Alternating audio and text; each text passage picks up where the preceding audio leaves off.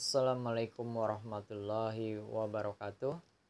Pada video pembelajaran kali ini saya akan menjelaskan materi bab 4 pada kelas 9, yaitu listrik statis dan peranannya dalam kehidupan. Ada dua bagian yang akan kita pelajari, yaitu tentang konsep listrik statis dan listrik statis dalam kehidupan sehari-hari. Konsep listrik statis. Nanti kita akan belajar 4 bagian. Yang pertama adalah muatan listrik, yang kedua hukum Coulomb, yang ketiga medan listrik, dan yang keempat adalah beda potensial dan energi listrik. Jika kalian perhatikan gambar yang ada di slide itu, ini adalah alat yang disebut dengan elektroskop. Alat ini bisa mendeteksi atau bisa mengetahui suatu benda bermuatan listrik atau netral, tidak bermuatan listrik. Jadi di sini diperlihatkan ada benda, kemudian benda tersebut didekatkan. Ternyata ketika didekatkan, kalian perhatikan bagian bawahnya, bagian kakinya itu membuka. Jika terjadi gerakan benda kakinya membuka seperti ini, maka bisa disimpulkan bahwa benda yang didekatkan ke dalam elektroskop, ke dalam alat ini adalah benda yang bermuatan listrik. Bisa bermuatan listrik positif, bisa bermuatan listrik negatif. Jika suatu benda didekatkan ke elektroskop, kemudian elektroskopnya diam, kakinya diam, tidak membuka, maka benda tersebut bisa disimpulkan tidak bermuatan listrik atau netral. Oke, lanjut. Untuk muatan listrik. Jadi sekali lagi, muatan listrik ini ada yang bermuatan listrik positif, ada yang bermuatan listrik negatif. Muatan listrik positif disebut proton, disimbolkan dengan tanda plus, tanda positif. Kemudian muatan listrik negatif ini disebut elektron, disimbolkan dengan tanda negatif, strip atau min. Satuan muatan listrik ini satuannya Coulomb, biasanya disingkat dengan huruf C kapital. Muatan listrik yang sejenis memiliki sifat yang tolak-menolak. Misalkan positif didekatkan dengan positif, maka akan terjadi gaya tolak-menolak. Negatif didekatkan dengan negatif, akan terjadi gaya tolak-menolak. Sedangkan muatan listrik yang tidak sejenis akan terjadi gaya tarik-menarik. Misalkan positif didekatkan dengan negatif, maka gayanya tarik-menarik. Atau sebaliknya, negatif didekatkan dengan positif, juga terjadi gaya tarik-menarik. Suatu benda ini bisa bermuatan listrik netral, bisa bermuatan listrik negatif, bisa bermuatan listrik positif.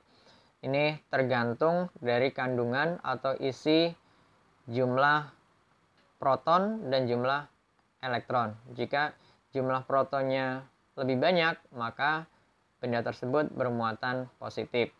Jika jumlah elektronnya yang lebih banyak, maka benda tersebut benda bermuatan listrik negatif. Tetapi apabila jumlah proton dan elektron jumlahnya sama, maka benda tersebut adalah benda netral. Dan benda bisa bermuatan netral, positif, negatif itu dipengaruhi oleh perpindahan jumlah elektron. Karena yang bisa berpindah itu elektron, sedangkan proton itu tetap tidak bisa bertambah, tidak bisa berkurang. Tetapi untuk elektron, dia bisa bertambah, mendapatkan elektron, atau justru elektronnya berkurang atau elektronnya keluar. Hukum Coulomb. Hukum Coulomb ini didasarkan dari sifat listrik yang sejenis tolak-menolak, yang berbeda jenis tarik-menarik. Hukum Coulomb ini adalah peristiwa tarik menarik atau tolak menolak. Jadi bisa tarik menarik atau bisa tolak menolak antara dua muatan yang disebabkan oleh gaya kolom. Sekali lagi di gambar itu ada 3 muatan. Ada positif dengan positif, gayanya tolak menolak saling menjauh. Kemudian ada negatif dengan negatif, gayanya juga sama tolak menolak karena muatannya sejenis. Ada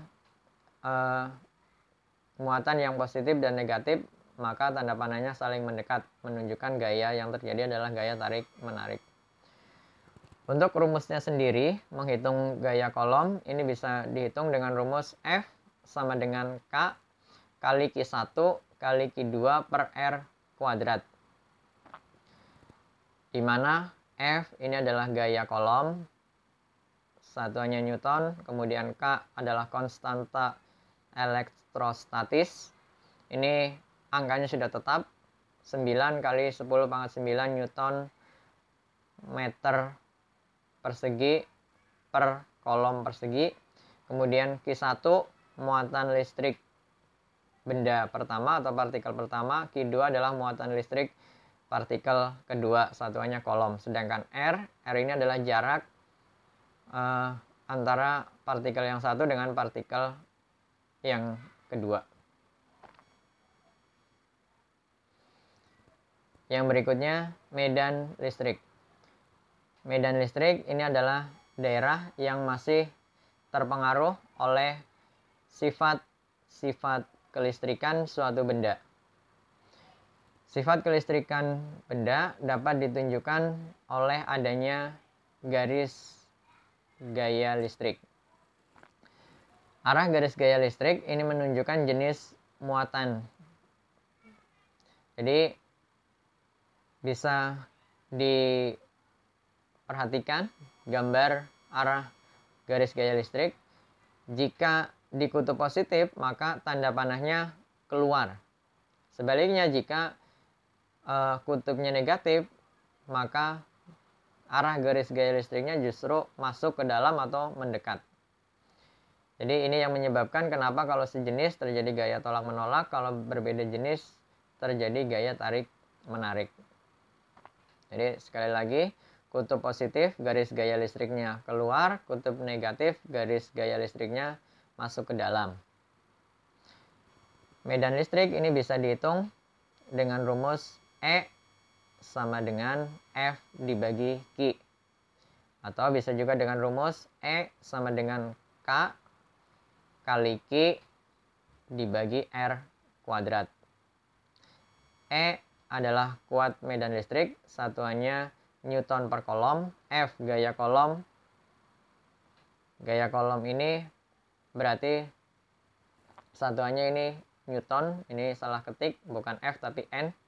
Kemudian Q muatan listrik, ini satuannya kolom. Kemudian R jarak partikel atau jarak benda, satuannya meter. Yang berikutnya beda potensial dan energi listrik. Jadi saat terjadi petir ini adalah terjadi perpindahan muatan listrik dari awan ke awan atau dari awan ke bumi. Muatan dapat berpindah karena ada beda potensial listrik. Jadi muatan listrik sekali lagi bisa mengalir, bisa berpindah dari yang memiliki potensial tinggi ke potensial rendah, atau dari yang memiliki elektron jumlahnya banyak menuju ke yang elektron jumlahnya sedikit. Beda potensial ini bisa dihitung dengan rumus V sama dengan W dibagi Q. Di mana W ini adalah usaha atau energi, satuannya Joule. Kemudian Q adalah jumlah muatan listrik, satuannya kolom. Dan V adalah beda potensial, satuannya volt.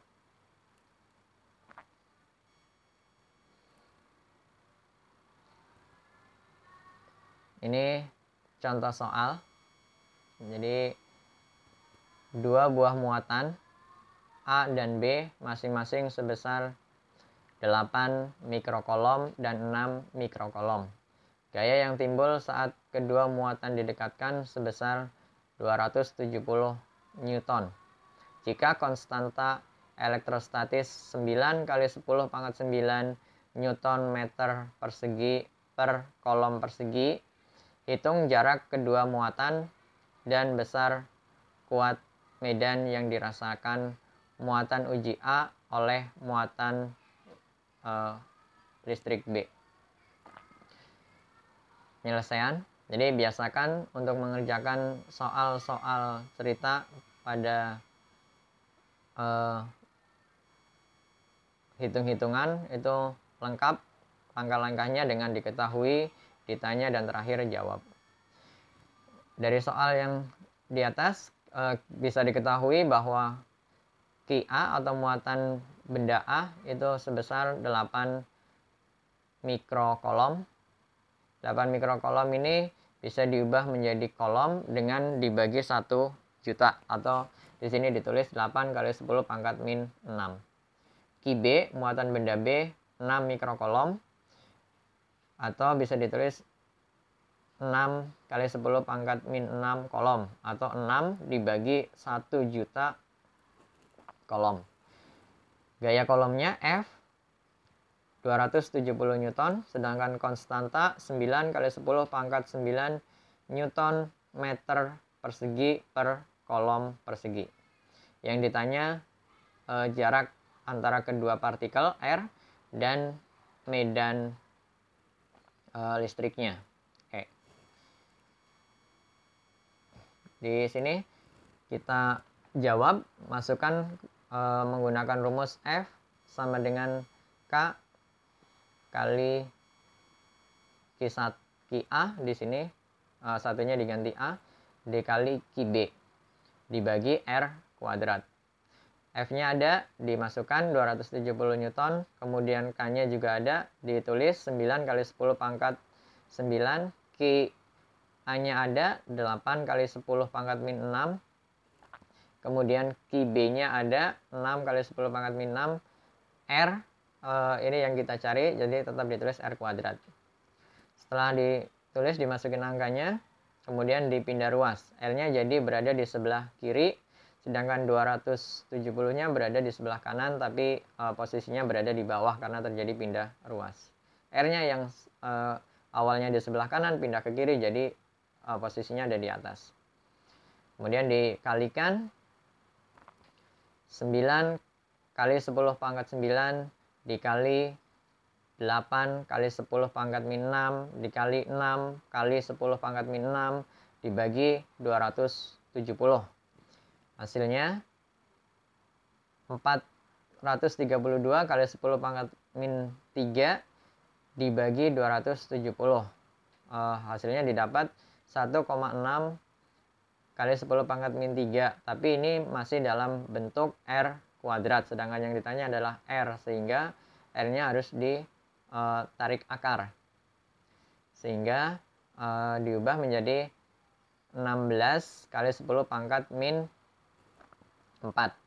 Jadi 1,6-nya berubah jadi 16, komanya mundur 1. Karena komanya mundur 1, maka pangkatnya yang awalnya 10 pangkat min 3 berubah jadi 10 pangkat min 4. Setelah diakar, ketemu hasilnya 4 kali 10 pangkat min 2 meter. Atau bisa juga ditulis 4 dibagi 100. Jadi 4 dibagi 100, jawabannya 0,04 meter. Atau kalau diubah ke cm berarti jawabannya 4 cm. Kemudian E, menggunakan rumus E sama dengan F dibagi Ki A. Masukkan nilainya. E sama dengan 270 dibagi 8 kali 10 pangkat min 6. Hasilnya ketemu 3,375 0,75 kali 10⁻⁷ Newton per kolom. Oke. Untuk soal bilangan berpangkat seperti ini atau merubah satuan sangat diperhatikan. Jadi butuh ketelitian. Yang berikutnya, listrik statis dalam kehidupan sehari-hari.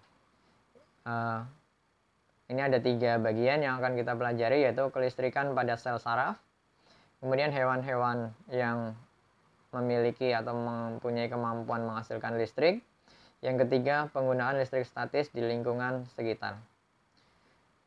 Gambar yang ada di slide ini adalah gambar di mana proses mengalirnya rangsangan atau impuls yang ada di sel saraf manusia.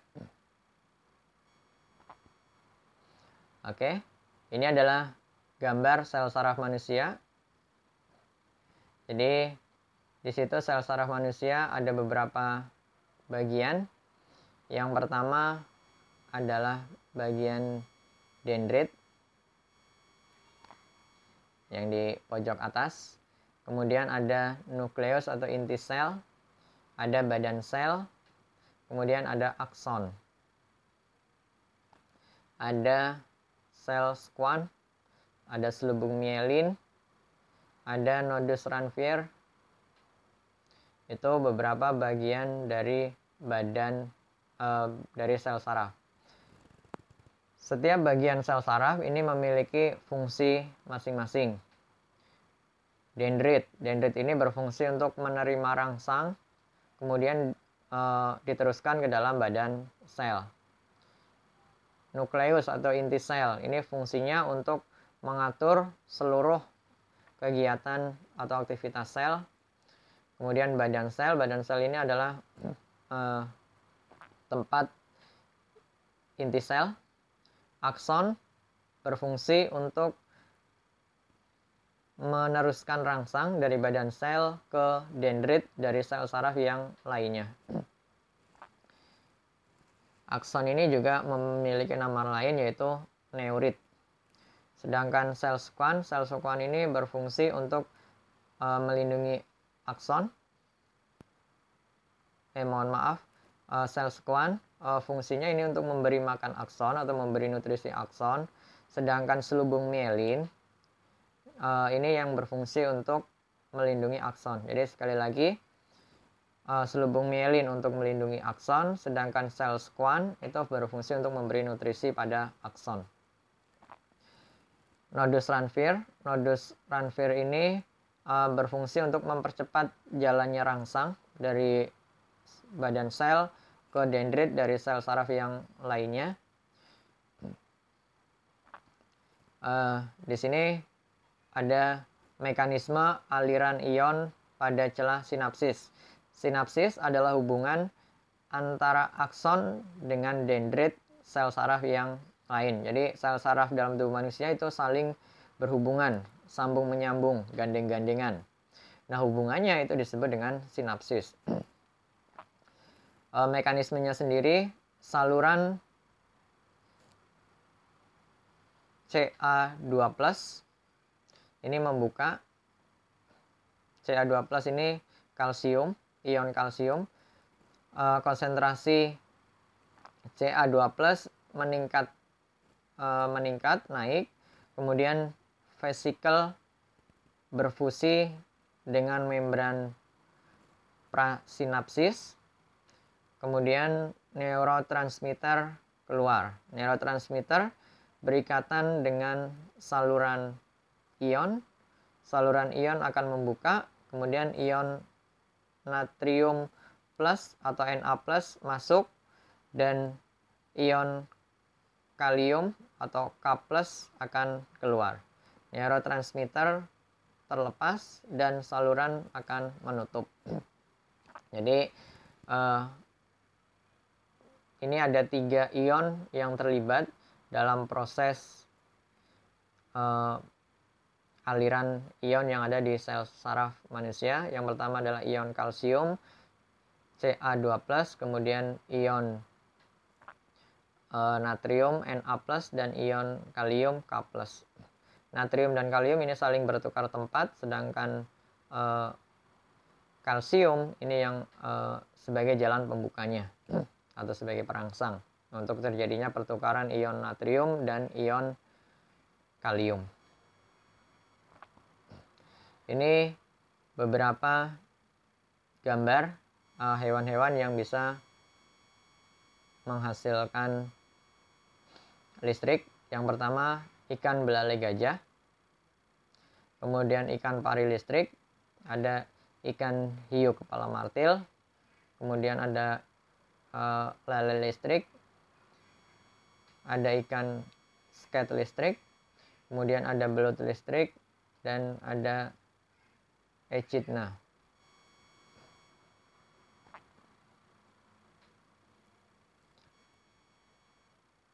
Yang ketiga, penggunaan listrik statis di lingkungan sekitar.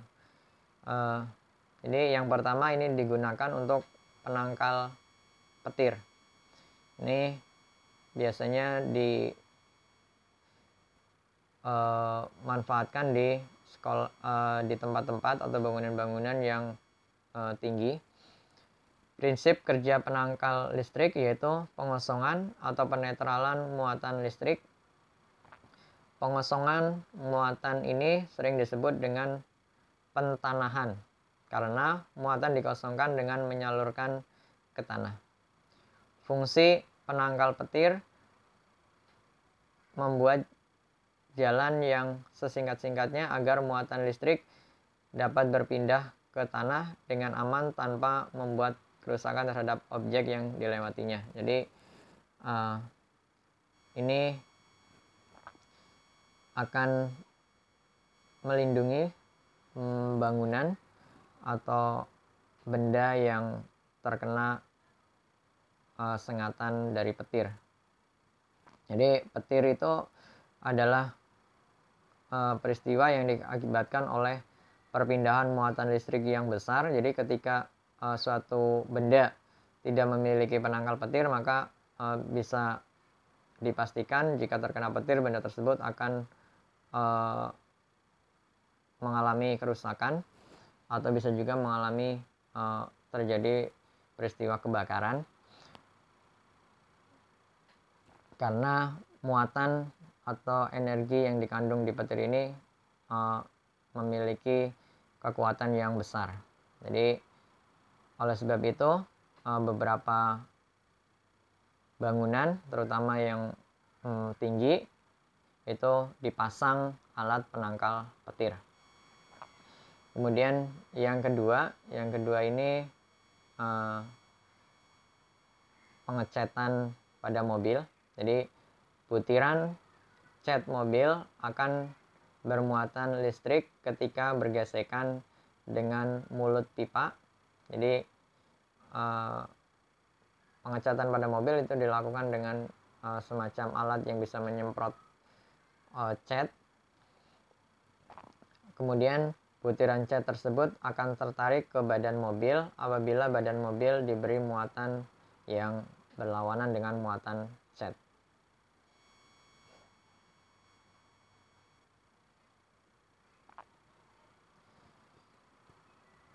Kemudian yang berikutnya tentang pengendapan elektrostatis pada cerobong asap. Jadi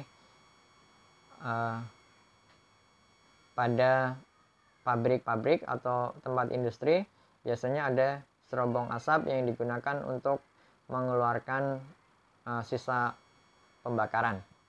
Komponen utama pengendap elektrostatis berupa kawat yang bermuatan negatif dan pelat logam yang bermuatan positif.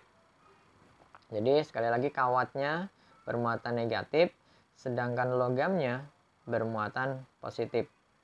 Jadi adanya perbedaan tegangan yang cukup besar menyebabkan udara kotor seolah-olah mengalami ionisasi. Kotoran udara menjadi ion negatif. Sedangkan udara bersih menjadi ion positif. Masing-masing akan menuju elektroda yang sesuai. Jadi nanti udara yang kotor karena dia bermuatan ion negatif akan menempel pada plat logam yang bermuatan positif, sedangkan udara yang bersih itu akan menempel atau menuju ke kawat yang bermuatan positif. Mohon maaf, kawatnya bermuatan negatif. Kemudian kotoran, tadi seperti yang saya jelaskan, kotoran yang menjadi ion negatif akan ditarik oleh dinding tabung atau plat logam, sedangkan udara bersih akan berada di tengah-tengah silinder, kemudian terhembus keluar. Jadi asap yang keluar itu adalah asap yang sudah bersih, sehingga mengurangi resiko terjadinya pencemaran udara. Yang keempat, ini mesin fotokopi. Mesin fotokopi juga menerapkan konsep listrik statis. Komponen utama pada mesin fotokopi yang menerapkan listrik statis adalah penggunaan toner atau tinta dari mesin fotokopi. Toner memiliki muatan negatif sehingga mudah ditarik oleh kertas. Jadi tonernya nanti akan menempel pada kertas sesuai dengan pola yang di copy. Oke, demikian penjelasan materi kali ini. Terima kasih. Wassalamualaikum warahmatullahi wabarakatuh.